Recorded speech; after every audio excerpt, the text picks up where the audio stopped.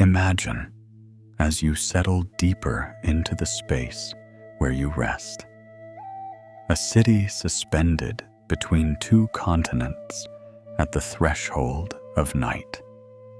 Constantinople, or perhaps you know it by another of its many names, sits where the waters of the Golden Horn curve like a sleeping animal, cradling something ancient and unknowable.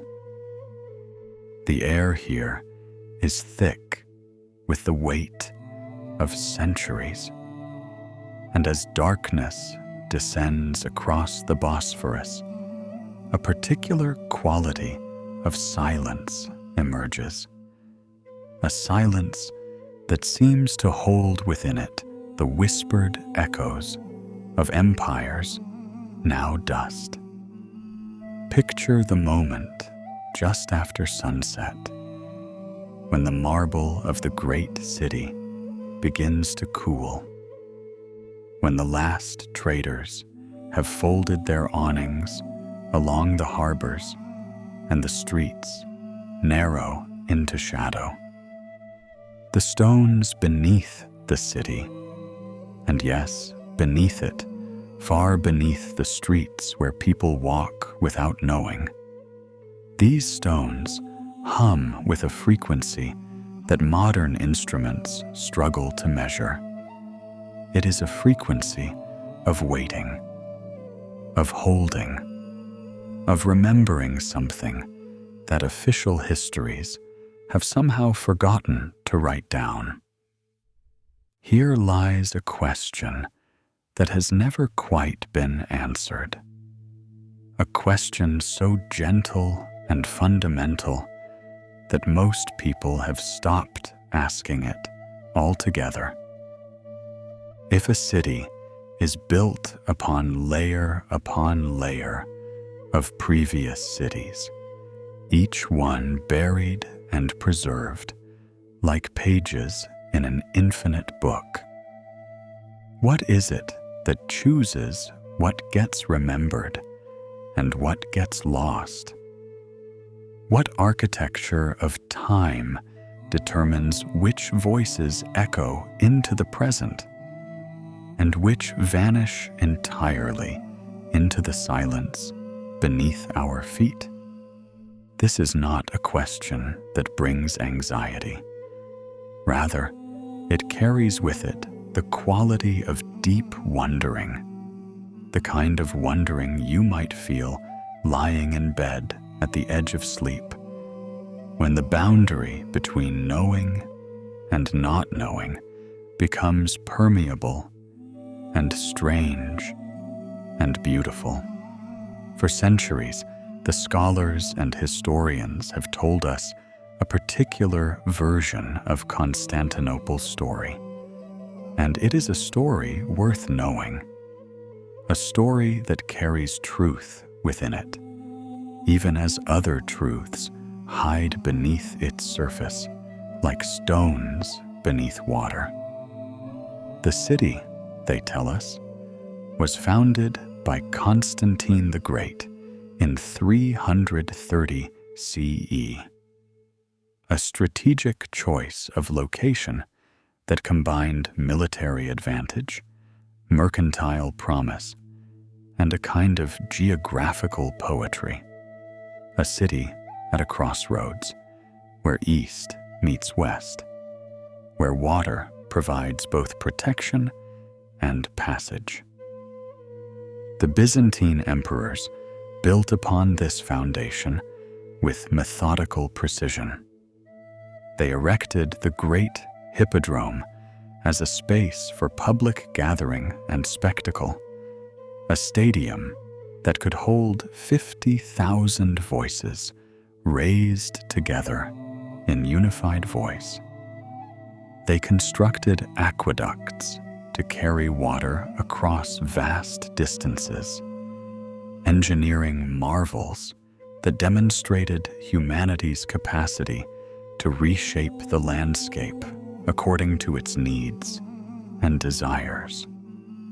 The city grew in concentric circles, each emperor adding walls, each generation layering their vision upon the work of predecessors, until Constantinople became not merely a city, but a concept, the eternal city, the city that could not fall, the city that bridged the temporal and eternal. The historians date these structures with remarkable precision. They point to records and inscriptions, to the names carved into stone by the hands of long-dead builders. They measure the dimensions of buildings and calculate construction timelines based on documented supplies and known labor capacities.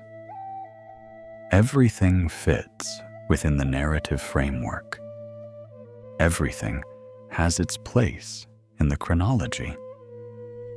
But then, if you listen carefully to what the historians do not quite say, if you attend to the pauses in their explanations and the questions they leave unasked, a small contradiction begins to emerge, subtle as a shadow that shifts when you are not quite looking at it directly. The contradiction is this: for a city of such monumental proportions, constructed with such apparent speed across the course of mere centuries, the records of its earliest construction are surprisingly sparse. The accounts become more detailed as you move forward in time, but the foundations themselves, the very bedrock upon which everything else was built, these origins grow hazier and more fragmented the further back one looks. Consider now the accounts of the early Byzantine architects and engineers, men whose names were preserved in the histories because they were remarkable in their vision and execution. Procopius, the court historian of Justinian I, documented the construction of the Hagia Sophia with extraordinary detail in the 6th century. The quantities of marble, the dimensions of the dome, the number of workers involved. His account is so precise that modern architects have used it to verify their own measurements and calculations. Yet Procopius also noted something curious, something that he mentioned almost in passing, as though it were self-evident and required no elaboration. In describing the foundation of the Great Basilica, he remarked that the builders encountered beneath the surface soil structures of unknown origin. Not Roman structures. The Romans had built openly, leaving clear evidence of their work. These were different. These were older. They were constructed of stone and material that did not match known quarries in the region. They were positioned in patterns that seemed intentional, but whose purpose eluded contemporary understanding. Procopius wrote that the builders, rather than being troubled by these discoveries, simply incorporated them into their foundations, burying them deeper still beneath layer upon layer of Byzantine construction. The unknown structures became part of the hidden architecture, the invisible skeleton upon which the visible city depended. And Procopius recorded this matter-of-factly, as though it were an ordinary occurrence, as though cities throughout history routinely built upon mysteries they chose not to investigate. But here is where the first systematic problem presents itself. If these structures were truly ancient, and what other explanation fits the evidence, then the timeline of the city becomes less a linear progression and more a kind of palimpsest, with multiple layers of civilization overlapping, intersecting, sometimes seeming to exist in defiance of the chronological framework we have constructed to contain them. The discovery itself raises a question that undermines the confidence of the discovery. How old were these structures? How much older than Constantinople itself?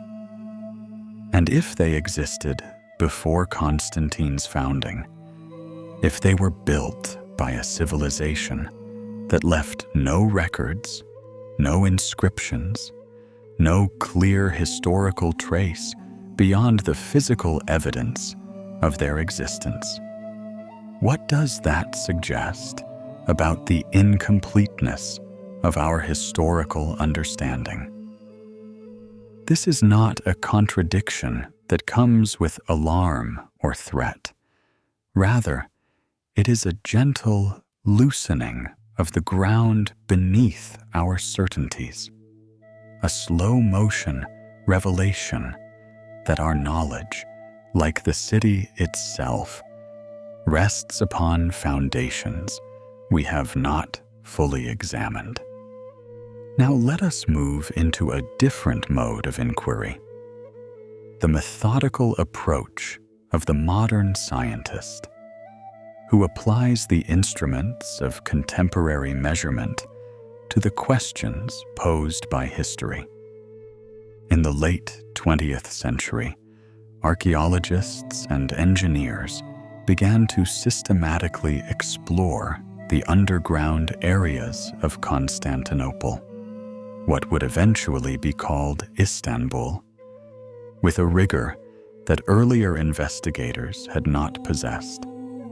They conducted ground-penetrating radar surveys, sending waves of energy deep into the earth beneath the city streets, measuring the echoes that bounced back from hidden structures and voids. The instruments revealed layer upon layer of construction, chamber upon chamber, that no living person had entered in centuries. Each scan showed more than the previous one. Each investigation raised questions that demanded further investigation. The results accumulated without resolution, each discovery generating two new mysteries where one had existed before. They found underground cisterns, vast reservoirs carved from bedrock to hold water for the city in times of siege. That much was known from historical accounts. But the scope of these reservoirs, the precision of their construction, and the mathematical relationships between their dimensions suggested something more than mere functional engineering. The proportions of these underground lakes responded to geometric patterns. The angles of their walls aligned with astronomical alignments. The depth of their excavation went far deeper than practical needs would seem to require. They discovered channels carved into the stone, channels that connected different chambers in patterns that did not match any known water system. These channels seemed to have served no hydraulic purpose. They did not slope according to the logic of gravity and flow. Instead, they created pathways that moved through three-dimensional space according to a geometry that was sophisticated, but whose application remained obscure. The water systems they knew about, the practical aqueducts and cisterns, existed alongside this other network, this parallel architecture that seemed to have been created for reasons of a different order. And the scientists measured the stone itself, attempted to determine the age of the structures through radioactive isotope analysis and other dating techniques. Here the results became ambiguous, almost as though the material itself resisted precise chronological classification. Some portions of the underlying structures returned dates that seemed inconsistent with the historical narrative. Some chambers showed signs of construction techniques that post-dated known methods in the region. Others carried evidence of erosion patterns that suggested ages far greater than the documented history of the city allowed. The experts examined mineral deposits within the stone, analyzed the chemical composition of mortar and adhesive, studied the patterns of wear and weathering. Each measurement added data to the accumulating mystery, but the data pointed in multiple directions simultaneously. This is the nature of scientific investigation when it confronts genuine mystery.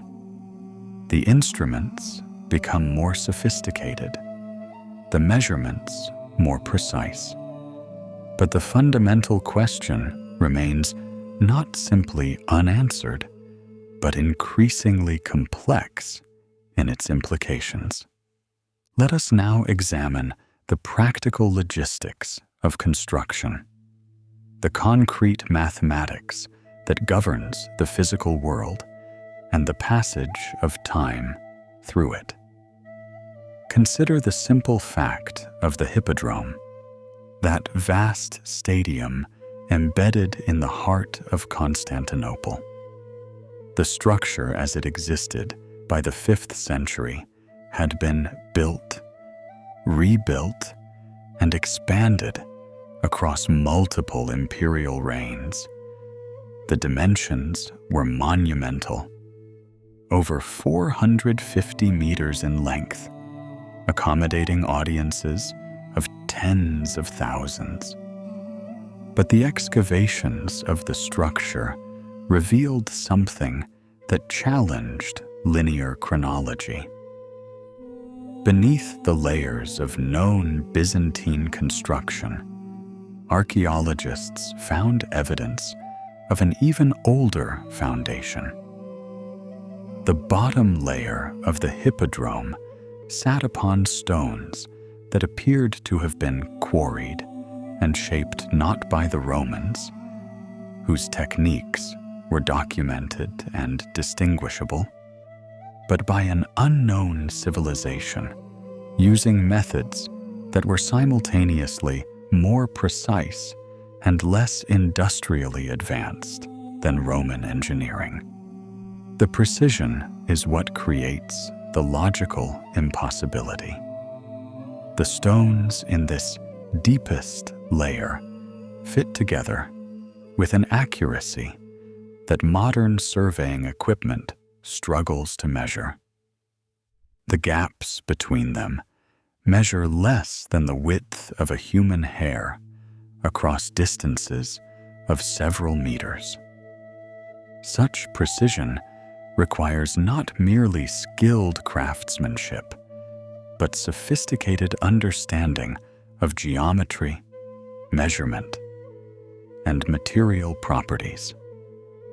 Yet the tools that would have created such precision did not exist in any known historical record of the region during the periods when these structures would have needed to be constructed to align with documented history. The stones themselves present another puzzle. They are composed of a particular type of marble that does not naturally occur in the quarries surrounding Constantinople. Analysis of the isotopic composition suggests the origin lies hundreds of kilometers to the south, in regions that would have required extended expeditions to reach. Yet the quantity of stone is immense. Thousands of blocks, each weighing many tons. Moving such quantities across such distances with ancient technology presents a logistics problem that appears, if not impossible, then requiring an organizational capacity and resource commitment far exceeding what historical records suggest any ancient civilization possessed in the region during the relevant periods. The mathematical impossibility compounds when you consider the time factor. The construction of such massive structures, even with sufficient labor and resources, requires time. Time to organize, time to quarry and transport, time to shape and fit. And yet the stone itself shows weathering patterns that would have required far less time than the documented history suggests. This is a contradiction not of a single element, but of multiple measurements that should align, but do not. The precision of construction should require more time than the evidence of weathering allows. The quantity of material should require resources that historical records do not document. The geographic origin of the materials should demand transportation capabilities that seem anachronistic for the period. Attempts by modern engineers to replicate even small sections of the underlying structures using only tools and techniques known to have existed in ancient periods have routinely failed. The precision cannot be achieved. The geometric relationships cannot be replicated. It is as though the knowledge required to create these structures existed in the region. But the documentation of that knowledge, the records and instruction manuals and training systems that would explain how it was accomplished, has disappeared entirely, leaving behind only the physical evidence of its manifestation. As we move deeper into the investigation, a shift occurs in the nature of the inquiry.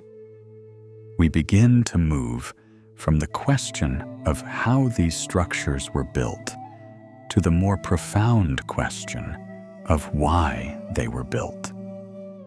And this shift carries us into a dimension of understanding that transcends the merely historical or archaeological. The why of architecture often reveals something about the consciousness of those who conceived it, about their relationship to the cosmos, about the underlying patterns they perceived in the universe and sought to encode into physical form. The Hagia Sophia that most famous of Constantinople's monuments, presents itself not merely as a building, but as an astronomical calendar encoded in stone. The Great Dome floats above the vast interior space, and within that dome, light enters through windows positioned at precise points. These windows create patterns of illumination that shift across the floor and walls in accordance with the movement of the sun throughout the year. The angles of these windows and the diameter of the dome itself correspond to measurable astronomical relationships. But the underlying structures, those mysterious foundations that predate the documented history of Constantinople, these too demonstrate knowledge of astronomical principles. The chambers carved beneath the city align with cardinal directions, with an accuracy that exceeds what would have been necessary for practical purposes. The depths of certain chambers correspond to ratios that express the relationship between the circumference of the Earth and its radius. The network of passages, when mapped in three-dimensional space, creates a geometric pattern that mirrors the distribution of stars in a particular constellation, visible from the city's latitude during specific historical periods. This is where the inquiry becomes less about historical documentation and more about the recognition of intention. Intention encoded in stone carries implications that reach far beyond the merely practical. If ancient builders understood and applied mathematical and astronomical relationships in their construction, this suggests a sophistication of knowledge that challenges chronological assumptions. If this knowledge was embedded in a hidden architecture, in structures placed beneath the surface and covered over by subsequent civilizations, this suggests a purpose beyond the merely functional. Perhaps these structures were meant to preserve knowledge. Perhaps they were constructed in anticipation of a future catastrophe. Perhaps they represented an attempt to communicate across vast gulfs of time with civilizations not yet born. The expansion of perspective continues as we recognize that Constantinople is not unique in this regard. Similar patterns appear in other ancient cities across the Mediterranean and beyond. The precision, the astronomical alignments, the geometric relationships, these recur across civilizations that official history claims had no contact with one another. The possibility emerges that these were not isolated achievements, but expressions of a shared understanding, a common knowledge that predates the rise and fall of the documented civilizations we study, an understanding that was somehow transmitted across time and space through means we have not yet identified or comprehended. The mystery deepens, but does not resolve into anxiety. Rather, it expands the circle of contemplation. We begin to sense that we are not investigating merely a local or temporal phenomenon, but perhaps a pattern that extends far beyond the boundaries we have drawn around our historical understanding. But consider now what is absent. The absence of evidence can be as eloquent as the presence of evidence. And in Constantinople, what is missing from the historical record is perhaps more significant than what remains. There are no documents explaining the construction of these underlying structures. There are no artisans' manuals, no administrative records tracking materials and labor, no inscriptions dedicating the work to any ruler or deity.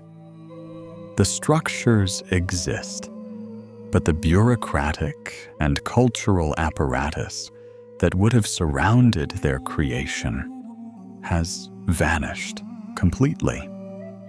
This absence is itself a kind of message. In ancient civilizations, major construction projects were inevitably documented. Rulers commemorated them. Priests recorded them. Workers left marks and symbols indicating their involvement. But here, beneath Constantinople, we find evidence of monumental effort without the accompanying documentation of monumental effort.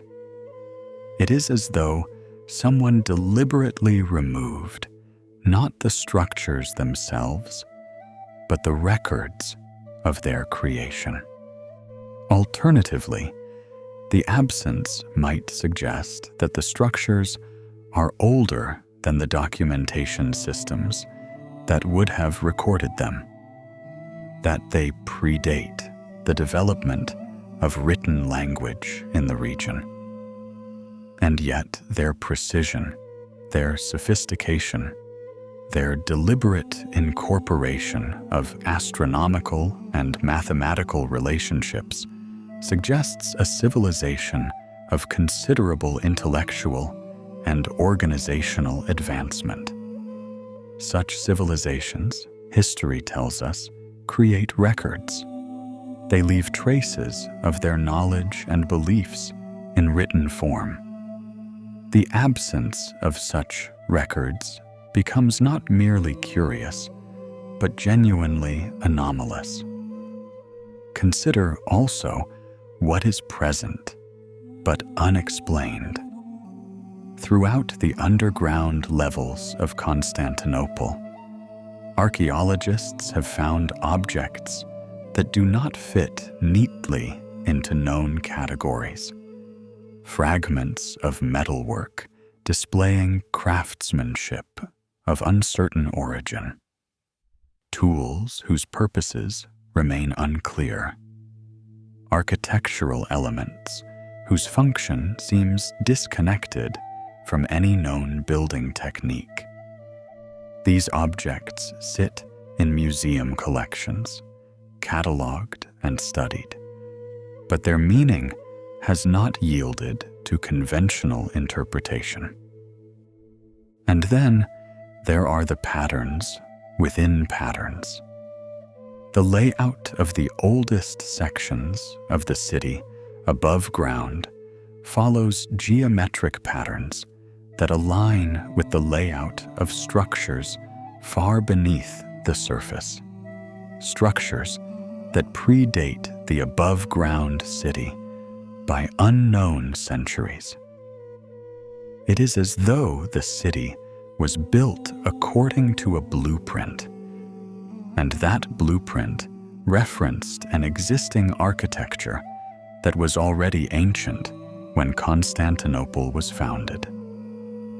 Layer upon layer, design interlocking with design, each civilization somehow echoing the intentions of its predecessors, despite having no documented awareness of what lay beneath.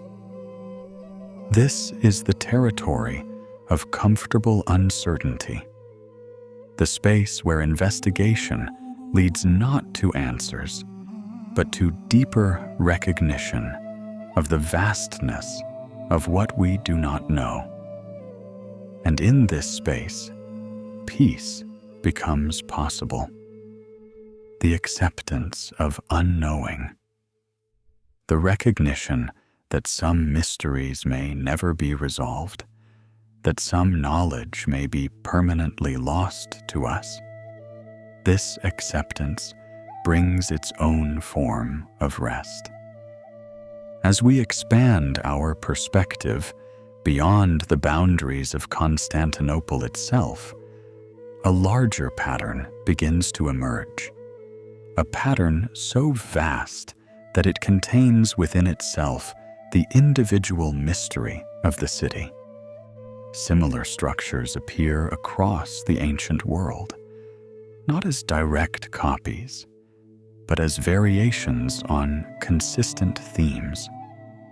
Underground chambers of impossible precision, astronomical alignments in architecture, geometric relationships embedded in foundational structures. The same pattern, repeated across thousands of kilometers and spanning chronological periods that official history suggests were disconnected and isolated. In the Mediterranean, we find this pattern in cities that would later become centers of classical civilization. In Asia, the pattern appears in ancient cities whose histories predate the rise of empires documented in written records. In Africa and beyond, the same themes recur: precision in construction, astronomical knowledge, geometric sophistication, all appearing in the deepest layers of cities, all covered over by subsequent civilizations, all accompanied by an absence of documentary evidence about their creation. The possibility emerges, and here we must move with caution, holding multiple interpretations simultaneously rather than committing to any single explanation. That there existed, at some period in human history, either a unified civilization of remarkable sophistication or multiple civilizations connected through mechanisms we do not currently understand, that possessed knowledge and capabilities far exceeding what we have attributed to primitive peoples. This civilization or network of civilizations deliberately embedded their knowledge in architecture, in the physical structure of cities, as a form of preservation.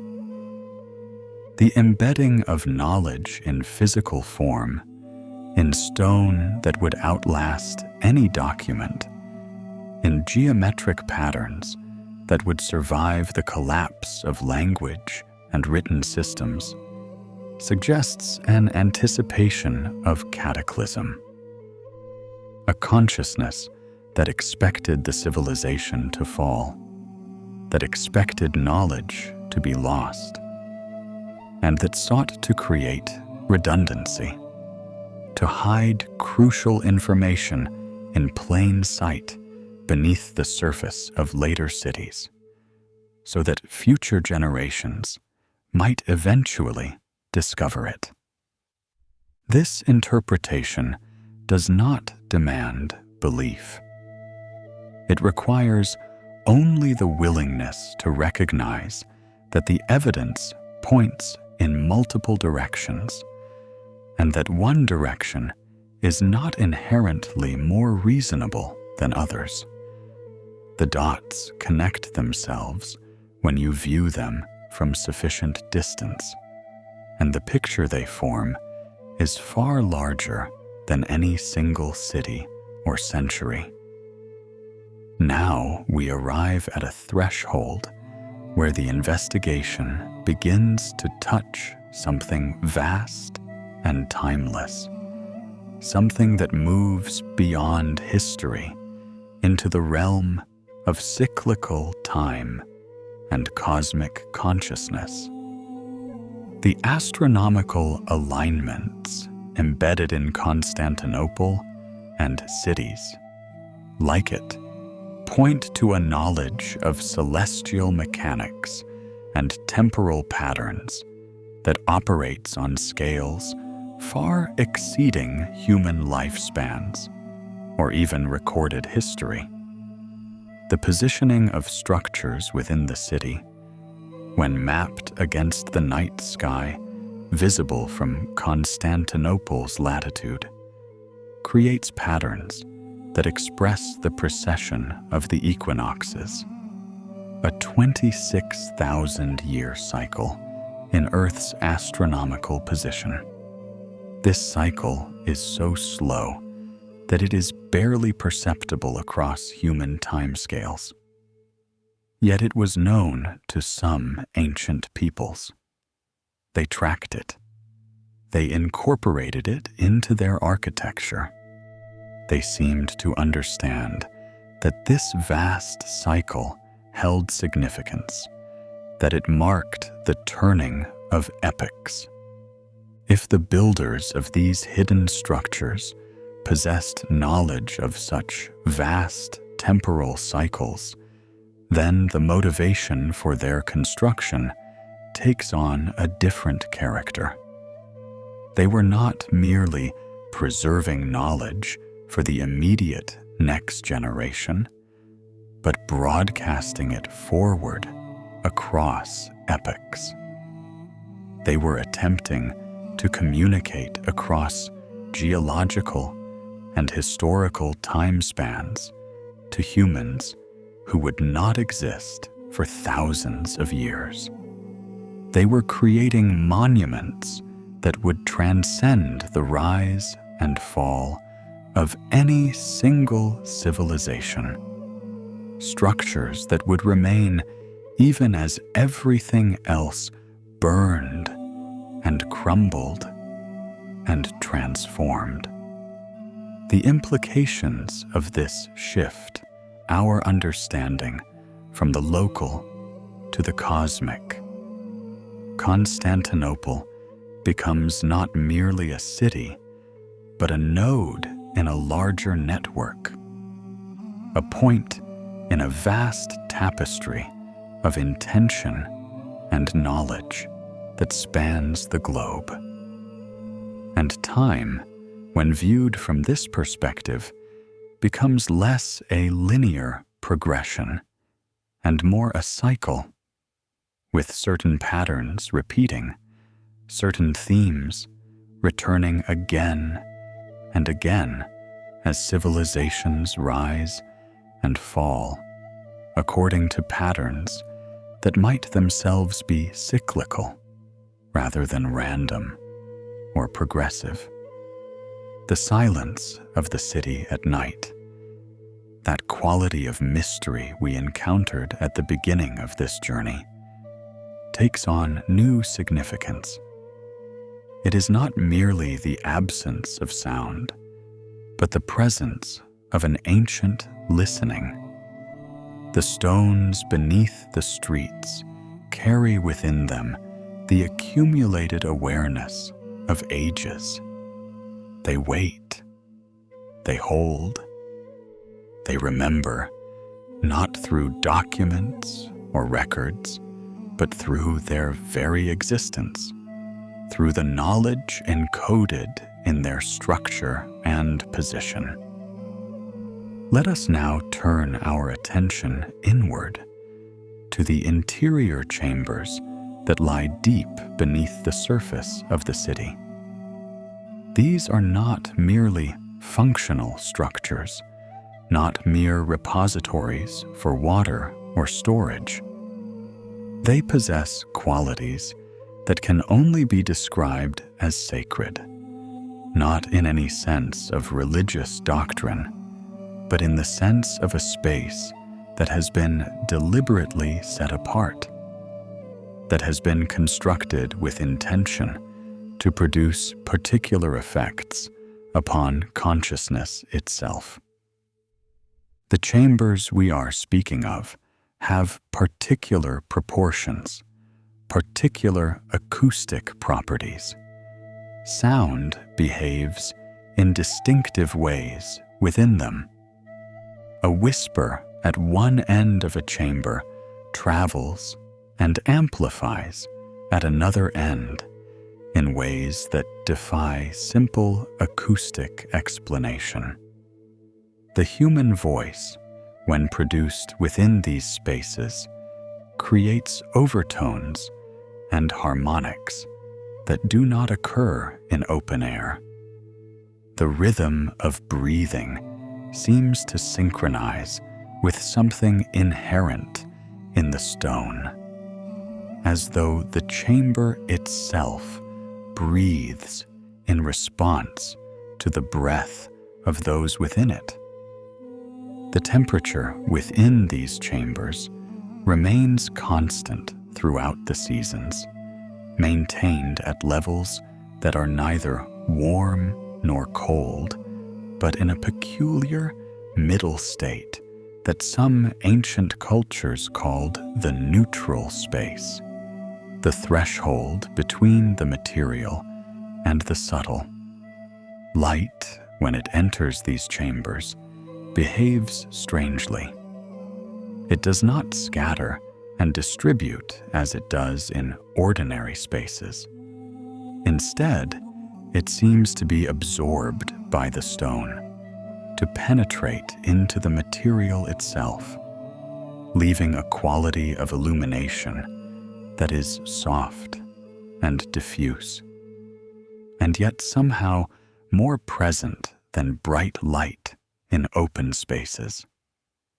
The proportions of these chambers correspond to ratios found repeatedly in nature. The golden ratio, which appears in the spiral of shells and the arrangement of seeds in flowers. Relationships that express the geometry of growth and life itself.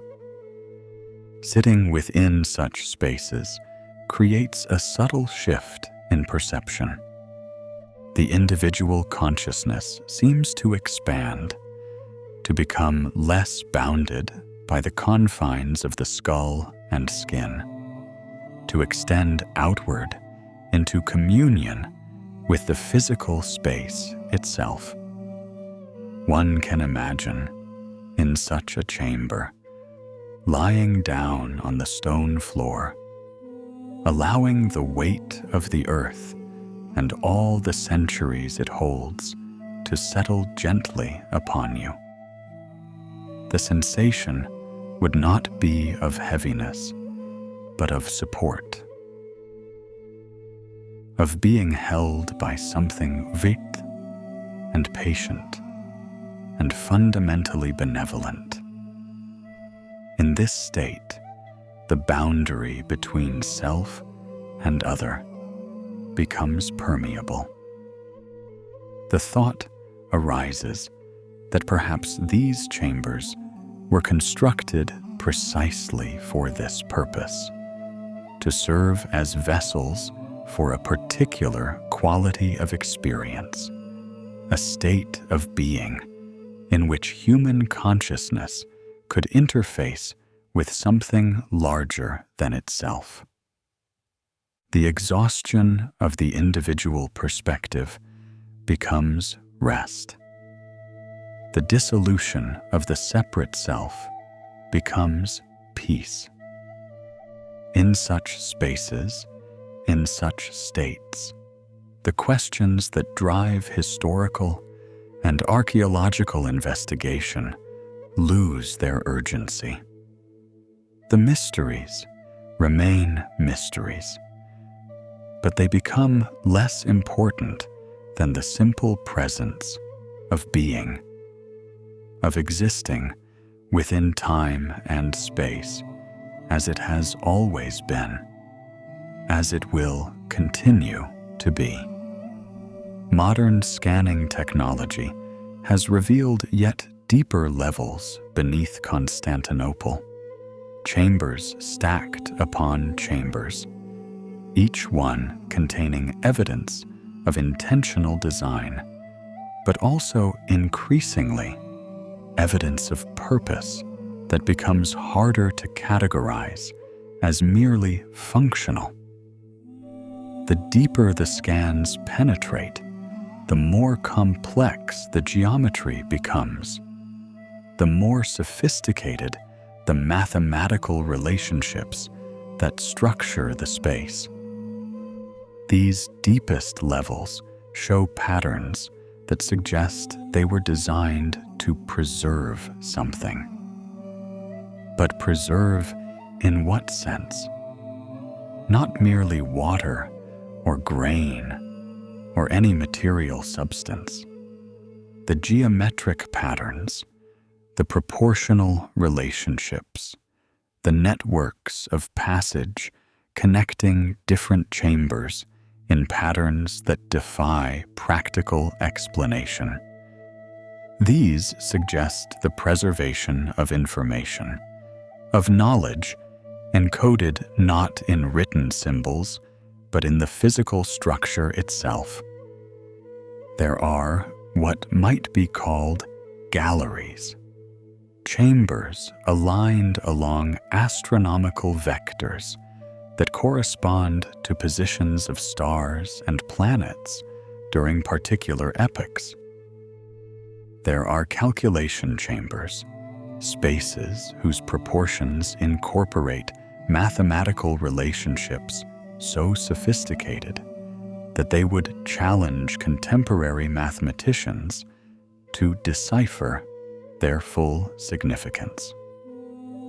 There are resonance chambers, spaces whose acoustic properties suggest they were designed to produce particular frequencies, particular vibrations that may have held meaning we can no longer decode. And then there are the voids, the empty spaces within the solid rock that seem to serve no purpose we can identify. These voids exist in specific geometric relationships to other chambers. They align with celestial objects. They position themselves according to patterns that suggest intentional design, yet their function remains utterly obscure. It is as though someone created vast, empty spaces, built them into the very fabric of the earth beneath the city, with full knowledge that they would never be used, that they would remain empty and unknown for centuries or millennia, waiting for a future consciousness that might eventually develop the capacity to understand their significance. Each new discovery reveals not more clarity, but more complexity. The network of chambers and passages becomes increasingly difficult to map, increasingly impossible to comprehend as a unified system. It is as though the deeper you go, the further you move backward in time, the architecture becomes less comprehensible to the modern mind. The principles that guided its construction become increasingly foreign, increasingly based upon understandings and assumptions that we no longer possess. Yet there is order here. The apparent chaos resolves, when viewed from sufficient distance, into intricate pattern. The overwhelming complexity contains within itself profound simplicity. The mystery does not yield, but rather deepens, drawing the investigator inward. down into layers of understanding that are less about knowledge in the conventional sense and more about direct experience of something vast and timeless and fundamentally mysterious. At the threshold of understanding, we encounter references in ancient texts scattered across multiple cultures and continents to a great disaster, a cataclysm of such magnitude that it left scars on human consciousness itself. The myths speak of floods that covered the earth, of fires that descended from the sky, of darkness that persisted for years or decades. Different cultures encode the same fundamental narrative, a time of great destruction, a moment when the familiar world was shattered and humanity had to begin again. The consensus of modern geology and archaeology has long been skeptical of these accounts, treating them as mythology, as imaginative responses to ordinary natural disasters magnified by cultural transmission across generations. And yet, as evidence accumulates of periodic catastrophes in Earth's history, impacts from cosmic objects, massive volcanism, rapid climate shifts, the ancient narratives begin to appear less like pure fantasy and more like cultural memories, passed down through generations, of genuine events of catastrophic scale. Consider the implications of this for the hidden architecture of Constantinople.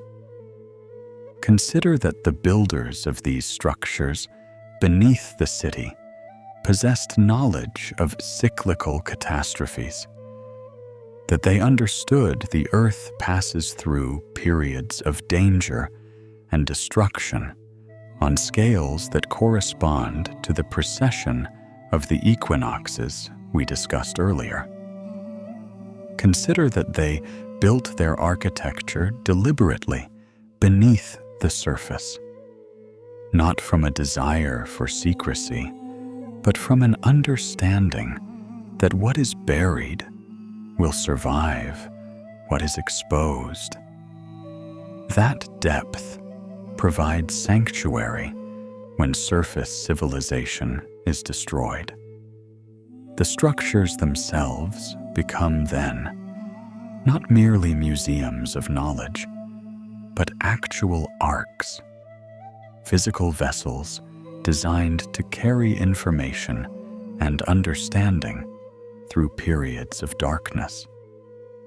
The chambers carved into bedrock would survive flood and fire.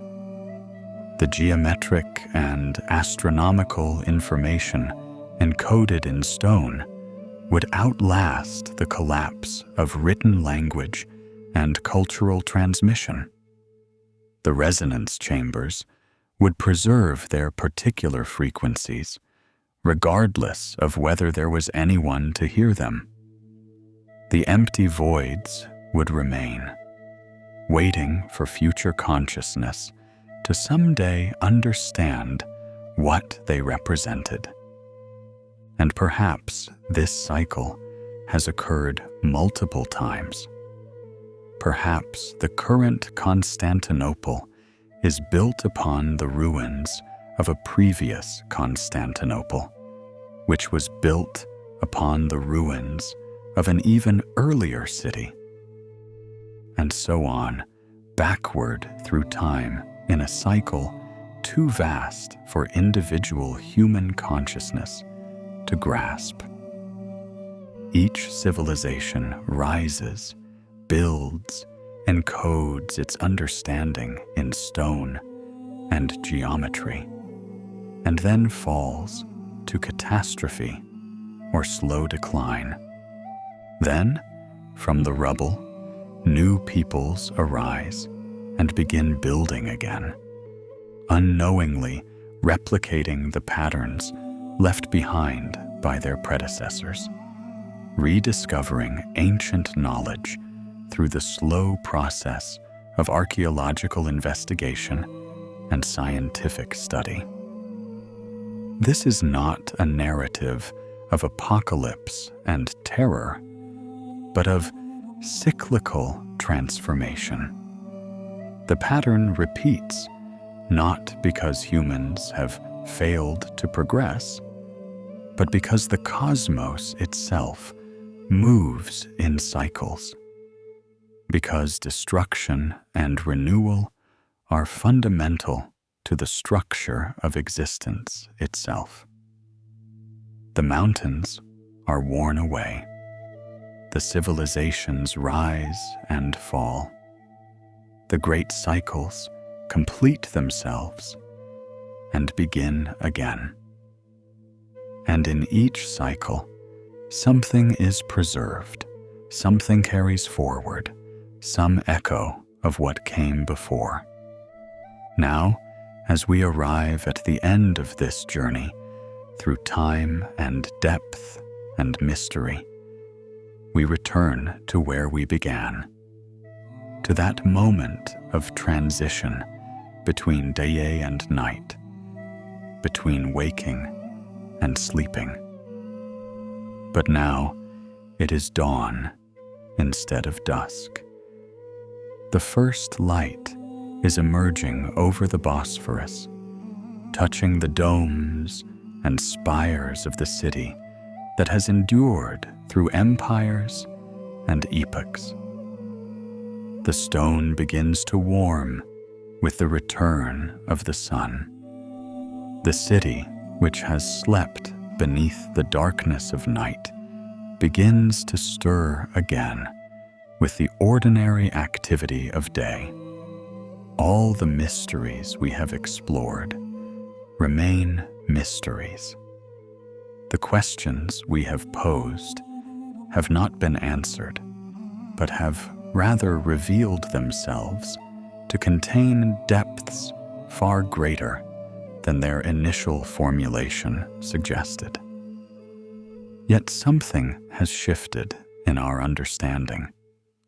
We have moved from seeing Constantinople as merely an historical city, a place with a beginning and middle and end that can be measured and dated and documented, to seeing it as part of a vaster pattern, a node in a network that extends far beyond what any individual mind can comprehend. The stones beneath the streets continue their ancient work of holding and preserving. The chambers carved into bedrock rest in darkness, patient and eternal. The geometric patterns encoded in the foundations continue their astronomical alignments, marking the slow turning of vast cycles that will continue for thousands of years beyond the lifespan of any individual human.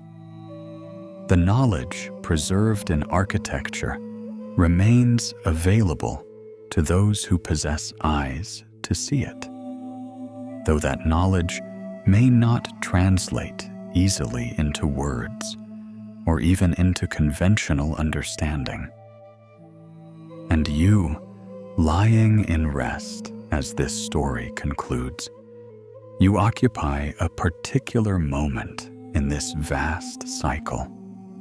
You rest upon a world that is itself resting upon foundations of immeasurable age. Your consciousness, for this brief moment, makes contact with the consciousness of ages, with the accumulated awareness of all those humans who came before, who built and created and sought to preserve something of themselves and their understanding forward into an uncertain future. You need not resolve these mysteries. You need not reach final understanding or certainty. The mystery itself is sufficient. It is enough to simply rest within it, to let the vastness of what we do not know settle gently upon you, like a blanket woven from the cloth of ages. To recognize that you are part of this pattern, that your own thoughts and breaths and moments of consciousness are themselves part of the larger cycle, neither more nor less significant than the stones beneath Constantinople, neither more nor less eternal than the cosmic alignments that structure the stars. As the light of dawn fully breaks over the city, as the day begins its ordinary progression, you remain in this space of rest and contemplation. The questions remain. The mysteries persist. But they have become not sources of anxiety or urgency, but invitations to a deeper form of peace. The peace that comes from ceasing to demand answers, and instead learning to dwell comfortably within the presence of genuine mystery. The city watches over itself, as it has watched for centuries, will watch for centuries more. And in the deepest chambers, in those carved spaces far beneath the streets where no living person walks, the ancient silence continues. A silence not of absence, but of presence. A silence of holding. A silence that remembers everything and releases its grip on nothing, that preserves all mysteries intact and perfect in the eternal, now that exists beneath the surface of time itself. This is the eternal watch. This is the patient presence at the heart of the world. This is what Constantinople knows, what the stones remember, what the earth itself has always held and always will. That time is a circle, that mysteries deepen rather than resolve, that beneath everything we know and believe, there exists a vast architecture of meaning and pattern that transcends individual comprehension and invites us to rest, finally and completely, in the acceptance of its sacred incompleteness.